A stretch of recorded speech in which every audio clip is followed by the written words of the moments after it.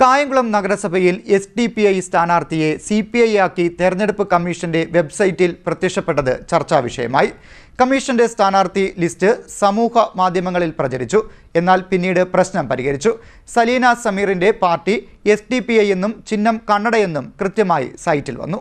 കായംകുളം നഗരസഭയിൽ SDPI സ്ഥാനാർത്ഥിയെ CPI ആക്കി തെരഞ്ഞെടുപ്പ് കമ്മീഷന്റെ വെബ്സൈറ്റിൽ പ്രത്യക്ഷപ്പെട്ടത് ചർച്ചാ വിഷയമായി. നഗരസഭ 9-ാം വാർഡിലെ SDPI സ്ഥാനാർത്ഥി സലീന സമീറിനെയാണ് കമ്മീഷന്റെ ഔദ്യോഗിക സൈറ്റിൽ CPI-കാരിയാക്കിയത്.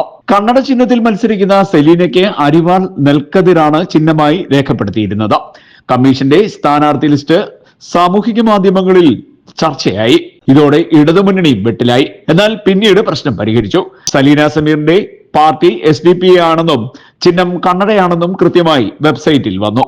ഇതോടെയാണ് പ്രചരണങ്ങൾക്കും ചർച്ചകൾക്കും വിരാമമായത്. CDNet news, Kayamkulam.